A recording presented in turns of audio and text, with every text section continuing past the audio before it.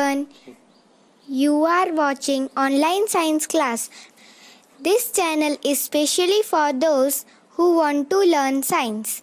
We are here to explore your scientific knowledge and the way of seeing all things in nature. Too, we will try to provide all content in English, Hindi, and also in your mother language. We are here to provide content from class 6 to 12 for all parts science, either physics, chemistry or biology. So dear students, join with us and see the change in your scientific attitude and feel different. Please like and subscribe my channel. Also press the bell icon for notification. So we are going to start your topic. Please watch full video.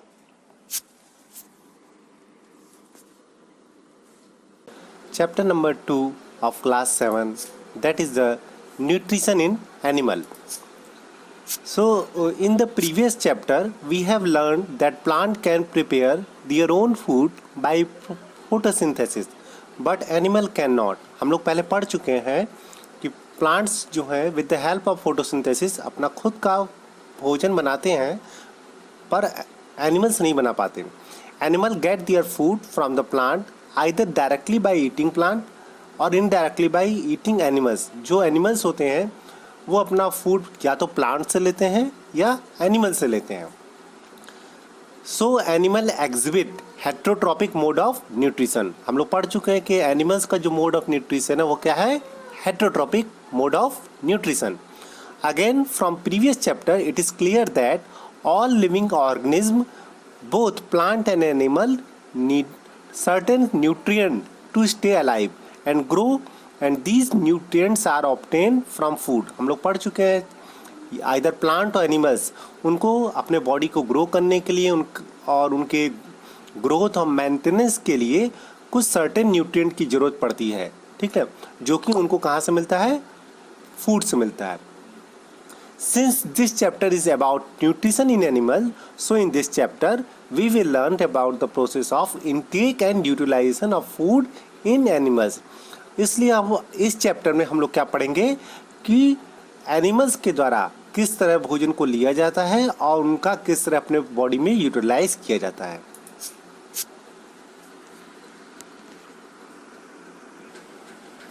Now we will see the some kind of food and mode of feeding. हम देखेंगे कुछ animals का food और उनका mode of feeding. First लेते हैं snail. Its food is grass and mode of feeding is chewing. Ant का क्या होता है, insect, and mode of feeding is scraping. Eagle का फूड है flesh and mode of feeding is swallowing. Humming bird, the food is nectar and mode of feeding is sucking. Lice, the food is blood and mode of feeding is sucking. Mosquito, the food is blood, mode of feeding is sucking. Butterfly, the food is nectar and mode of feeding is sucking. Housefly, the food is decaying matter and mode of feeding is breathing. So हमने क्या देखा कि अलग अलग animals का जो food है वो डिफरेंट टाइप का है. वो या तो प्लांट से लेते हैं या एनिमल से लेते हैं और उनका टाइप ऑफ जो फीडिंग है वो भी क्या है, डिफरेंट है. So this try to explain that different type of animals having different type of the food and different type of the mode of feeding. अलग अलग एनिमल्स का जो फूड होता है वो भी अलग होता है और मोड ऑफ फीडिंग भी अलग होता है. Okay, now the process of nutrition in animal. जो एनिमल्स होता है वो होलोजोइक न्यूट्रिशन उनमें पाया जाता है. What is the holozoic nutrition? It is the process by which animal take in their food. It involve different steps. इसमें अलग अलग स्टेप्स होते हैं, namely ingestion, digestion, absorption, assimilation and egestion. Human being exhibit holozoic mode of nutrition involving 5 basic steps. तो human में 5 basic steps होते हैं holozoic nutrition में. हम लोग उसको देखते हैं कौन कौन से 5 बेसिक स्टेप होते हैं. तो these are the 5 basic steps. ये हमारे 5 बेसिक स्टेप हैं सबसे पहला इंजेशन। तो इंजेशन क्या होता है? The process of taking food in the body is called ingestion. Body के अंदर जो फूड लेना होता है, फूड को ग्रहण करना, भोजन को ग्रहण करना, इंजेशन कहलाता है। Digestion, the process in which food containing large insoluble molecules, जो भोजन में बड़े बड़े मॉलिक्यूल्स होते हैं, is broken down into small, उनको छोटे मॉलिक्यूल्स में तोड़ना। Water soluble molecules is called digestion. छोटे ऐसे मॉलिक्यूल्स में तोड़ना जो कि वाटर सॉल्युबल होते हैं, इनको हम लोग डाइजेशन कहते हैं। Next is absorption, the process in which digested food passes through the intestinal wall into a blood stream is called absorption. Absorption क्या होता है कि जो हमारा डाइजेस्टेड फूड है वो इंटेस्टाइन की वॉल से होता हुआ ब्लड में जाए, इस प्रोसेस को क्या कहते हैं? Absorption. Assimilation, the process in which absorb food is taken in by the body cell and used for energy growth and repair is called assimilation. ये एक ऐसा प्रोसेस है जिसमें एब्जॉर्ब फूड जो है बॉडी के सेल के द्वारा लिया जाता है और उस फूड का प्रयोग जो होता है किसके लिए करते हैं? एनर्जी के लिए, ग्रोथ के लिए और रिपेयर के लिए। इस पूरे प्रोसेस को हम लोग क्या कहते हैं? Assimilation. Egestion, the process in which undigested food is removed from the body is called egestion. जो हमारे बॉडी में अनडाइजेस्टेड फूड रह जाते हैं उसको बॉडी से जो बाहर निकालने का प्रोसेस है उसको हम लोग क्या कहते हैं? Ingestion. Digestion in human being, human being में डाइजेशन को हम लोग किस तरह से देखते हैं? The food that we eat passes through a canal inside our body. हमारे अंदर भोजन जो होता है कैनाल के थ्रू, एक नली के थ्रू पास होता है। The food is processed and utilize in the body and unused food is collected inside the canal. जो हमारा डाइजेस्टेड फूड होता है वो तो बॉडी के द्वारा यूटिलाइज हो जाता है, जो अनडाइजेस्टेड फूड होता है वो एक कैनल के अंदर इकट्ठा हो जाता है। This canal is oftenly called alimentary canal. इसको हम लोग क्या कहते हैं? एलिमेंट्री कैनाल कहते हैं, या हम इसको डाइजेस्टिव ट्रैक्ट भी कह सकते हैं। This canal is divided into different part. इसको हम अलग अलग पार्ट में डिवाइड करते हैं। सबसे पहला जो होता है माउथ और बक्कल कैविटी होता है। आप देखेंगे सबसे ऊपर क्या है फिगर में, देखिए ये माउथ है, ठीक ना, इसके अंदर सलाइवरी ग्लैंड पाया जाता है। फिर इसके बाद दूसरा पार्ट होता है फूड पाइप और ओसोफेगस। माउथ के नीचे जो वाला जो पार्ट है इसको क्या कहते हैं? ओसोफेगस कहते हैं। फिर ये नीचे जहाँ जाता है ये स्टोमक में खुलता है ओसोफेगस। थर्ड पार्ट हमारा होता है स्टोमक। स्टोमक के बाद जो नेक्स्ट पार्ट होता है स्मॉल इंटेस्टाइन। आप देखिए क्वाइल्ड स्ट्रक्चर दिखाई दे रहा है, इसको हम लोग क्या कहते हैं? Small intestine. फिर इसके बाद लार्ज इंटेस्टाइन। स्मॉल इंटेस्टाइन जो होता है काफ़ी लंबा होता है, ये आगे चल के लार्ज इंटेस्टाइन बनाता है। और लार्ज इंटेस्टाइन के बाद जो लास्ट पार्ट होता है एनस, ये एक ऐसा पार्ट होता है जहाँ से अनडाइजेस्टेड फूड बॉडी से बाहर चला जाता है। The digestive system, the alimentary canal and digestive gland together form a system in a body. अब इसमें दो चीज़ें आ गई, एक तो हम लोग एलिमेंट्री कैनाल पहले पढ़ा था, उसी एलिमेंट्री कैनाल में क्या आ जाता है? डाइजेस्टिव ग्लैंड्स आ जाते हैं। कुछ स्पेशल ग्लैंड्स होते हैं जो डाइजेशन में क्या करते हैं? हेल्प करते हैं। Which is responsible for the digestion of food. ये पूरा सिस्टम कौन कौन सा सिस्टम है? एलिमेंट्री कैनाल और डाइजेस्टिव ग्लैंड का जो सिस्टम है इसको हम लोग क्या कहते हैं? डाइजेस्टिव सिस्टम कहते हैं। अब सबसे पहले हम लोग क्या लेंगे? माउथ या बक्कल कैविटी। इस माउथ बक्कल कैविटी में जो फर्स्ट होता है इंजेशन होता है। The process of taking in food through the mouth is called ingestion. ये हमारा डाइजेशन का फर्स्ट स्टेप है। हमारे माउथ के द्वारा भोजन क्या होता है? शरीर के अंदर जाता है। द फूड इज च्यूड, हम लोग दांत के सहायता से फूड भोजन को छोटे छोटे पार्ट में डिवाइड कर देते हैं। And with the help of teeth, saliva and the tongue present in the mouth. और हमारा जो सलाइवा होता है वो हमारे टंग के सहायता से क्या होता है? मिक्सअप हो जाता है। The salivary gland present in our mouth secrete saliva. जो सलाइवरी ग्लैंड होता है हमारे माउथ के अंदर वो सलाइवा को सिक्रीट करता है। विच मिक्स विद द फूड जो भोजन के साथ मिक्स होता है, मॉइस्टेट उसको मॉइस्ट करता है, and break the starch present in the food into sugar. बहुत इंपॉर्टेंट है, जो भोजन के अंदर स्टार्च होता है उसको तोड़ के किस में चेंज कर देता है, शुगर में। The tongue present in the mouth, जो टंग होता है जो हमारे माउथ में प्रेजेंट होता है, help in mixing the food. वो क्या करता है, वो सलाइवा को पूरे फूड में क्या करता है, मिक्स करता है। And help in solving it inside the mouth, और टंग के सहायता से हम भोजन को क्या करते हैं, माउथ के अंदर ग्रहण करते हैं।